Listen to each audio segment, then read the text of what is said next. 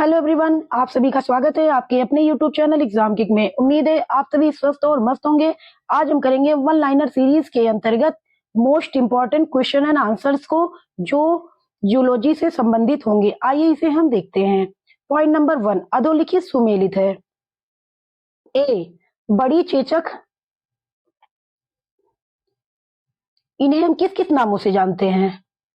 इसे हम chicken pox, चेचक, शीतला, बड़ी माता, स्मॉल पॉक्स आदि नामों से जानते हैं, जो कि बैरिसेला जोस्टर नामक वायरस के द्वारा फैलता है।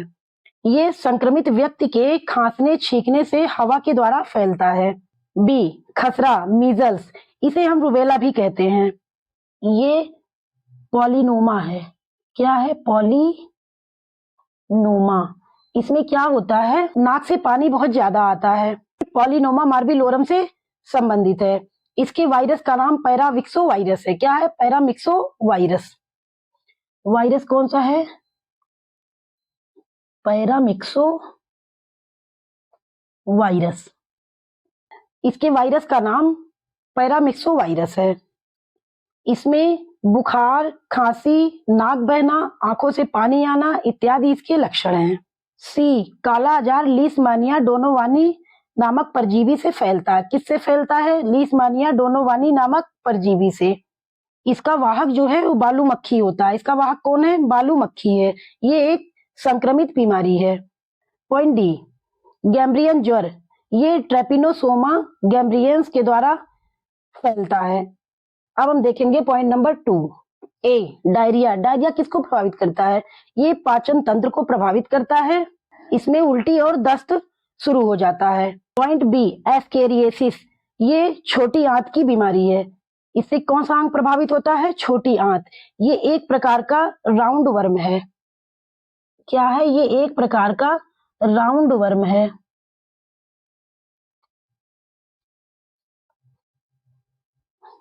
ये एक प्रकार का राउंड वर्म संक्रमण है। इसके जो कीड़े होते हैं ये परजीवी होते हैं। क्षय रोग। क्षय रोग फेफड़े को प्रभावित करता है। किसको प्रभावित करता है? फेफड़े को। ये किसके द्वारा फैलता है? इसके बैक्टीरिया का नाम माइक्रोबैक्टीरियम ट्यूबरक्लोसिस है। क्या है? क्षय रोग के बैक्टीरिया का नाम माइक्रोबैक्टीरियम ट्यूबरक्लोसिस है। Point D, pneumonia. Pneumonia viral, bacterial और फंगल इन्फेक्शन के द्वारा हो सकता है। इसकी बैक्टीरिया का नाम न्यूमोकोकल बैक्टीरिया है। अब हम देखेंगे पॉइंट नंबर 3। पोलियो वायरस का संक्रमण किस प्रकार का होता है? ये भोजन और जल के संदूषण से फैलता है। ये दूषित जल और भोजन से फैलता है। या एक प्रकार के आरएनए वायरस होता है। क्या होता है? ये एक प्रकार का आरएनए वायरस होता है।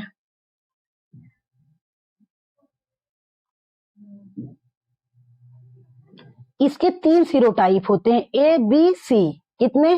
Type A, type B, type C. Question number 4, सूर्य की किन किरणों से कैंसर रोग होने की संभावना प्रबल होती है? सूर्य की किन किरणों से कैंसर रोग होने की संभावना प्रबल होती है? ये पराबैंगनी किरणों से। किससे? पराबैंगनी किरणों से। पॉइंट नंबर 5, कृत्रिम इंसुलिन के आविष्कारक कौन है?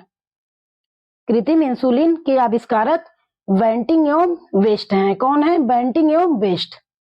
इंसुलिन अग्नाशय यानी पैंक्रियाज के अंतःस्रावी भाग के लैंगरहैंस की दीपिकाओं की बीटा कोशिकाओं से स्रावित होने वाला एक जंतु हार्मोन है।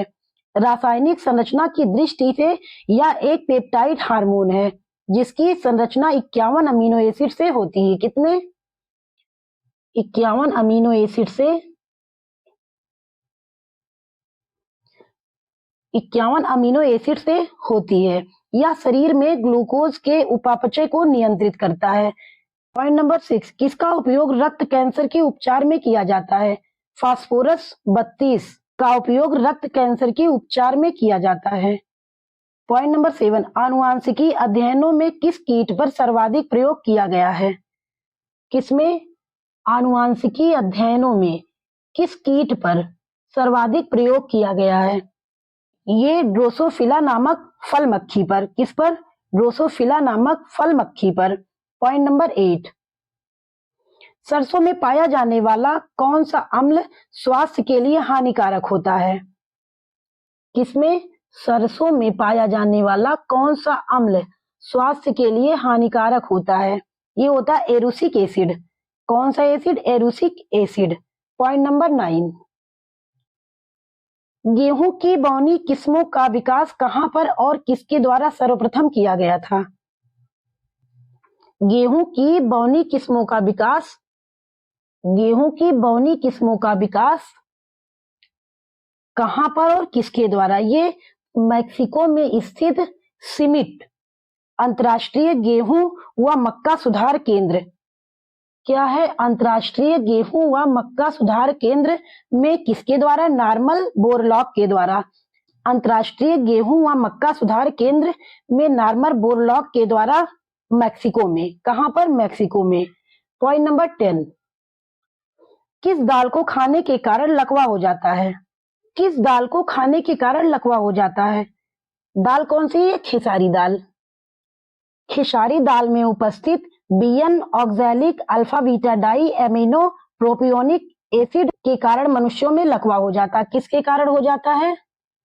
खेसारी दाल में उपस्थित BN oxalic alpha beta di amino propionic acid के द्वारा लकवा हो जाता है। किसके द्वारा लकवा हो जाता है?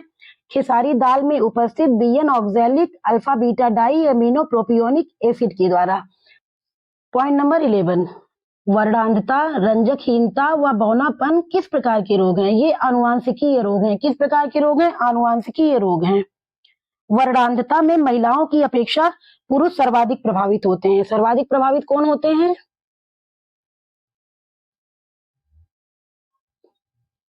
पुरुष। इसमें सर्वाधिक प्रभावित पुरुष होते हैं। इसमें क्या होता है? लाल और हरे रंग में अंतर कर पाना मुश्किल होता है। अब हम देखेंगे रंजकहीनता। रंजकहीनता इसे हम एल्बिनिज्म कहते हैं। क्या कहते हैं? एल्बिनिज्म। या आनुवांशिक स्थितियों का एक समूह है जो कि एक्सोडर्म ऊतकों, विशेष रूप से त्वचा, बाल और आंखों में मेलानिन की कमी या अनुपस्थिति से जुड़ा होता है। किसकी कमी से जुड़ा होता है? ये विशेषकर त्वचा, बाल और आंखों में मेलानिन की कमी या उसकी अनुपस्थिति से जुड़ा होता है। अब हम देखेंगे पॉइंट नंबर 12, विज्ञान की वह शाखा जिसका संबंध आनुवांशिकी द्वारा मानव जाति के सुधार से होता है उसे यूजेनिक्स कहा जाता है। क्या कहा जाता है? यूजेनिक्स। पॉइंट नंबर 13, रुधिर वर्ग ए तथा बी की खोज किसने किया था? ये नोबेल पुरस्कार विजेता कार्ल लैंडस्टीनर ने सन 1900 में, कब? सन 1900 में किया था। पॉइंट नंबर 14, स्तनधारियों में कौन सा प्राणी है जिसके आरबीसी में केंद्रक पाया जाता है? जिसके आरबीसी में केंद्रक पाया जाता है। किसके? ऊंट के। पॉइंट नंबर 15, रक्त को जमाने में सहायक फाइब्रिनोजन तथा प्रोथ्रोम्बिन नामक प्रोटीन, कौन कौन से? फाइब्रिनोजन तथा प्रोथ्रोम्बिन नामक प्रोटीन जो कि रक्त में पाए जाते हैं, इनका निर्माण कहाँ होता है? इनका निर्माण लीवर में होता है। कहाँ होता है? इनका निर्माण लीवर में होता है। पॉइंट नंबर 16, वर्णांध व्यक्ति को किस रंग का बोध नहीं होता है? वर्णांध व्यक्ति को किस रंग का बोध नहीं होता? इन्हें हरे और लाल में अंतर नहीं होता है। अब हम देखेंगे पॉइंट नंबर 17, अधोलिखित सुमेलित है। 1, रुधिर वर्ग की खोज किसने की थी? रुधिर वर्ग की खोज कार्ल लैंडस्टीनर ने सन 1900 में की थी। किसने की थी? कार्ल लैंडस्टीनर ने 1900 में की थी। पॉइंट 2, वर्णांधता का वाहक, वर्णांधता का वाहक कौन होता है? ये स्त्रियां होती हैं। कौन होती हैं? स्त्रियां। पॉइंट नंबर 3, मंगोली जड़ता डाउन सिंड्रोम का कारण क्या है? मंगोली जड़ता डाउन सिंड्रोम का कारण 46 के बजाय 47 गुणसूत्रों का पाया जाना है। मंगोली जड़ता यह अतिरिक्त गुणसूत्र 21वें समजात जोड़े में तीसरा बढ़ जाने के कारण होता है। किसमें? 21वें समजात में तीसरा बढ़ जाने के कारण होता है। इसकी खोज किसने की थी? इसकी खोज की थी जॉन लैंगडन डाउन ने। मंगोली जड़ता की खोज जो है जॉन लैंगडन डाउन ने की थी। आनुवांशिक लक्षणों के जीन समूह कैसे होते हैं? ये जीनोटाइप्स होते हैं। कैसे होते हैं? जीनोटाइप्स। पॉइंट नंबर 18, थैलीसीमिया से संबंधित महत्वपूर्ण तथ्य। पॉइंट 1, यह रक्त विकार से संबंधित बीमारी है। सेकेंड, यह आनुवांशिक बीमारी है। कैसी बीमारी है? यह आनुवांशिक बीमारी है जो कि माता पिता से बच्चों में फैलती है। किसके द्वारा इसका फैलाव होता है? इसका फैलाव माता पिता के द्वारा बच्चों में होता है। थर्ड, यदि माता पिता दोनों थैलेसीमिया से ग्रसित हैं, यदि माता पिता दोनों थैलेसीमिया से ग्रसित हैं तो प्रत्येक प्रसव में 4 में से 1, यदि माता पिता दोनों थैलेसीमिया से ग्रसित हैं तो प्रत्येक प्रसव में 4 में से 1, 100 में 25% बच्चे ग्रसित होने का खतरा रहता है। कितने बच्चों का? 100 में से 25% बच्चों के ग्रसित होने का खतरा रहता है। विश्व थैलीसीमिया दिवस 8 मई को मनाया जाता है। कब मनाया जाता है? 8 मई को मनाया जाता है। पॉइंट नंबर 19, अंडा देने वाले निम्न कोटि के स्तनधारियों को कौन सी संज्ञा दी गई है? इन्हें प्रोटीथीरिया संज्ञा दी गई है। कौन सी संज्ञा दी गई है? प्रोटीथीरिया की। पॉइंट नंबर 20, क्रोमोसोम बने होते हैं। क्रोमोसोम ये न्यूक्लियो प्रोटीन से बने होते हैं। किससे बने होते हैं? न्यूक्लियो प्रोटीन से बने होते हैं। कौन? क्रोमोसोम।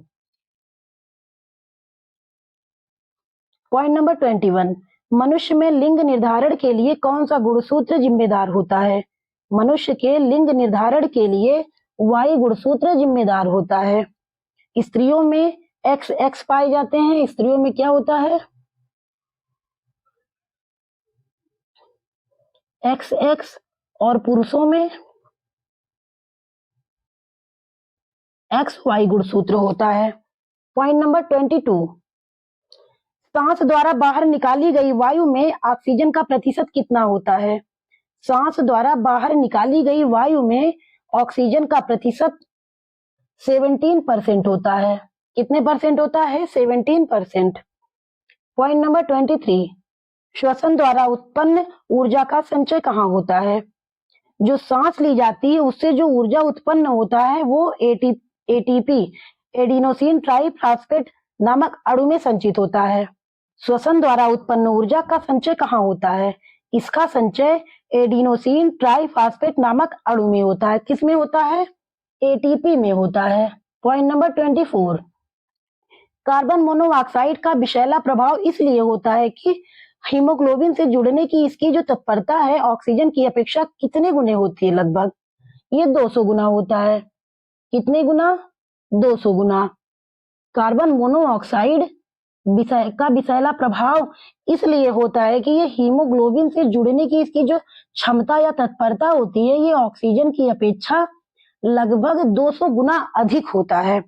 पॉइंट नंबर 25, पिता ए रुधिर वर्ग और माता बी रुधिर वर्ग की हो तो संतान कौन से रुधिर वर्ग की होगी? तो संतान चारों वर्ग की होगी। ए, बी, AB और O चारों वर्ग की हो सकती है। रुधिर वर्ग की खोज किसने की थी? इसकी खोज एंडस्टीनर ने सन 1900 में किया था। आज हम यहीं तक करेंगे। उम्मीद है आप सभी को ये वीडियो बहुत पसंद आया होगा। हमारे वीडियो को ज्यादा से ज्यादा शेयर करें तथा लाइक और हमारे चैनल को सब्सक्राइब अवश्य करें। धन्यवाद।